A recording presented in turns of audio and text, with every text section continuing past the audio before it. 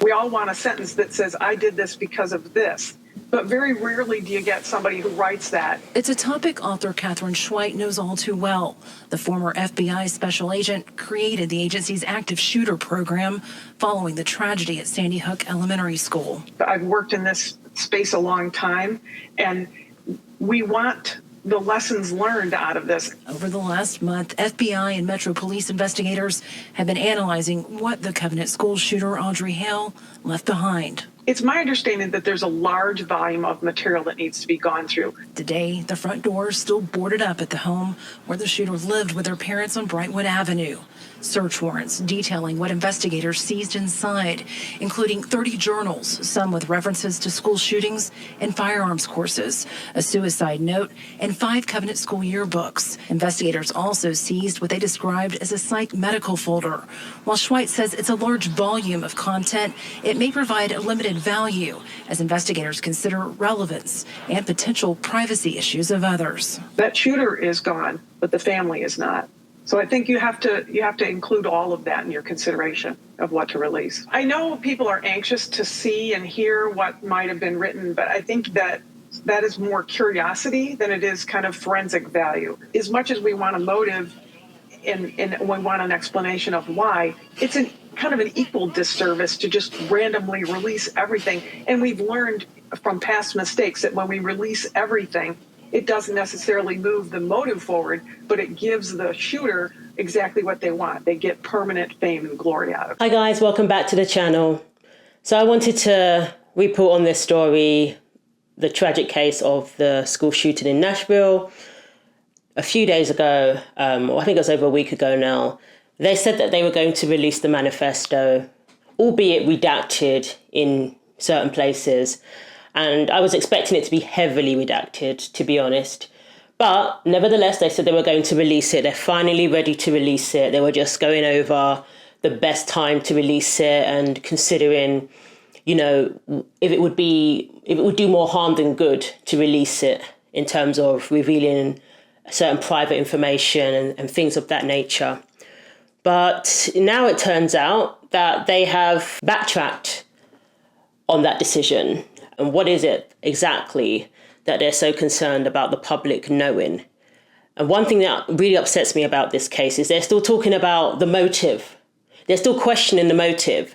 But when a gay bar is a target, no one questions the motive. In fact, they jump to conclusions before any information comes out and run with a certain motive, only to find out that the gunman was non-binary. So when it involves the LGBT community, there's no question of motive. But now that it's, related to Christians, children targeted at a Christian school, they're still pondering over what the motive could be. A transgender individual who they say themselves, the media tells us themselves that they're disenfranchised because of Florida and, other states that don't want children to be subject to reassignment surgeries, puberty blockers, that want children to be given the chance to wait until they're adults before they make a life-changing decision that will alter their body forever and cannot be undone. Apparently that's disenfranchising, people, the trans community, and apparently that's perpetuating some sort of trans genocide. Language like that helped radicalize this person. This is what has been put out there.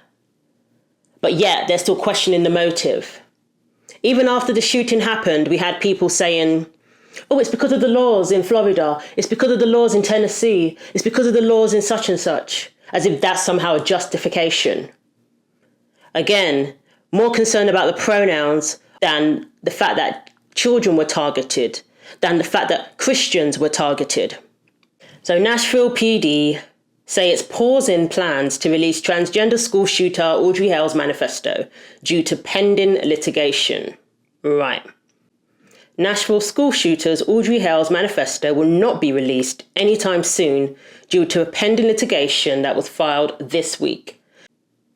The Metropolitan Nashville Police Department said in a tweet on Wednesday that they have been advised by counsel to hold in abeyance the release of records related to the shooting at the Covenant School pending orders or direction of the court. It comes just after former Hamilton County Sheriff James Hammond and the Tennessee Firearms Association filed a lawsuit on Monday against the Metropolitan Nashville government over the police department not yet releasing Hale's manifesto.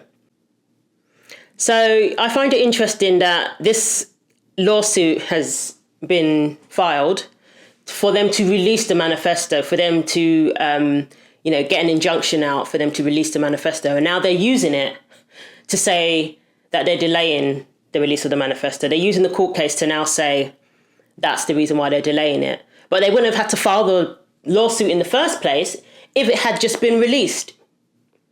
It doesn't take this long to go over the manifesto and all of the material and decide what needs to be redacted. Obviously, private information, addresses, certain names. It doesn't take all this time. This was the 27th of March. From then till now, well over a month.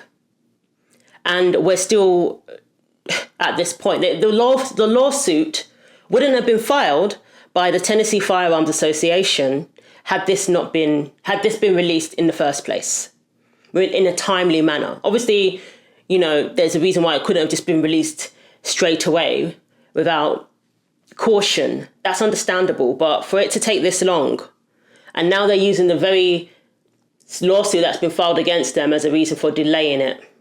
The lawsuit requested a court order to force police to turn over the writings, which have been referred to as a blueprint on total destruction, detailing why Hale chose to enter the Covenant School on March 27 and kill 3 children and 3 members of the staff. The lawsuit on May the 1st is not the only one that's been filed, and it's unclear exactly which pending litigation Metro Police is referring to in their recent statement. Okay. So it was last week when a Nashville police source initially confirmed the release of the document to the New York Post as demands for Hale's writings grew louder on social media and across the country. But that all appears to have changed this week, following another lawsuit filed in the Chancery Court of Tennessee, Davidson County, which is against the Metropolitan Government of Nashville and Davidson County, requesting for a court order to force Metro Nashville Police to turn over certain documents. And I'm glad this lawsuit has been filed, to be honest, because it's about time someone took action. The public have a right to know what this person was thinking, what the motive was, to have it confirmed. Hate crimes against Christians should be acknowledged like hate crimes against every other group. For some reason, it's acceptable to deny that this was a targeted attack against Christians. For some reason, that's acceptable. If it had happened to people from other groups, it would be considered very disrespectful, very egregious to deny that this group was targeted. That wouldn't be acceptable. But somehow with Christians, it can be denied all over the place. On TV, in the news, in the media, downplayed. So the Tennessee Firearms Association had previously filed 2 open record requests, including the manifesto, and also sought disclosure of all email communications of MNPD officials regarding the mass shooting committed by Audrey Elizabeth Hale on March 27th, 2023, as well as MNPD officials' text messages regarding the same and copies of the manifesto reported left by Audrey Elizabeth Hale in her vehicle. Hammond told the Chattanooga Times Free Press that he joined the lawsuit to ensure transparency on how the situation was handled by law enforcement and responding agencies is upheld. It's just that we want open transparency in regard to the way that case was handled, and especially information that may be helpful to police in saying that this doesn't happen again. Records sought in the lawsuit reportedly contain material including body camera footage, photos, impound and evidence invoices, coroner information, toxicology reports, audio calls for service and surveillance footage. And this is absolutely true. This is what's going to help prevent this from happening again. If this is revealed to the public, that means that we get answers. Was this person on some sort of medication? What was the person hearing that made them think that the only option was for them to do this? What was influencing this person? And I'm curious, is it going to expose certain news media outlets, perhaps? Certain TV shows, perhaps? Talking about, calling for violence against people, pro-lifers, for example, on The View. Wasn't it Jane Fonda? The View also had someone on that show saying that, the trans community is under attack. Things of that nature. The very thing that, in my opinion, could have very well helped radicalize this person. And for some reason, they want to hide this manifesto. Anytime something like this happens, they release the manifesto straight away.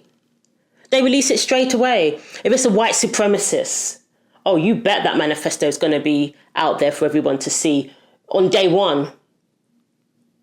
On day one. But when it comes to something against Christians now, we need to hide we don't want the motive known by the public, because the media, they've decided that targeting Christians wasn't the motive. They've decided that without any information, even though everything points towards clearly that they were targeted. But yet they want to tell us that that wasn't the motive. So, we don't have a timeline of how long this is going to take. We know lawsuits can take a very long time. Is it going to be until the lawsuits are all settled that this information is going to be withheld? So far, unfortunately, we don't have that information. They're all very quick to decide that this is because of guns and that's the only conversation we need to be having. And I've noticed the mainstream media are making sure that the only thing we discuss is guns. They're not talking about, medications. They're not talking about mental health issues that this person may have had, that this person was dealing with, that could have influenced them to do this. Well, not may have had. Clearly they did have mental health issues. They're not talking about the trans community and the uptake in violence. Yeah, I said it. That has been perpetuated by this community recently. They're not talking about that. They're not talking about the fact that this person more than likely was radicalized when they're being told they're under attack, when they're being told that they're a victim of, or they're in danger of being a victim of a genocide, for goodness sake. When language like that, hyperbolic language like that is used, is it any wonder? They were just talking on The View the other day about how people who shoot people who knock on their doors or drive into their driveways or, go and collect a ball that was kicked into their backyard. People who shoot people in that situation, they were radicalized, apparently, by Fox News. They were talking about that on The View the other day. So they're all quick to talk about Fox News supposedly radicalizing people, but they've got no thought about how their words and their actions may have played a part in radicalizing people in this community. No mention of that, though. So they understand the concept of radicalization, but when it comes to their side, the radical left, and the part that they have to play, they're silent, and they just want to talk about guns. This manifesto will give us more to discuss and more to learn from, hopefully, than just talking about guns that they've been talking about for the last few decades. Ever since Columbine, they've been talking about guns, but they've done nothing. But they want to keep the conversation going anytime something like this happens, but not actually do anything, not actually achieve anything. Because they know they can't just get rid of the Second Amendment. But yet they want to use that to gain power and control and influence people to get votes. And that's all they care about. They don't care about actually saving lives. If they did, they would make sure our schools are secure. And no mention of the fact that this individual went to another school before going to the Covenant school. And guess what? They decided against that school because that school had tightened security. They don't want to mention that, though. They don't want to learn from that, though. They want to go over the same conversation that doesn't get anywhere.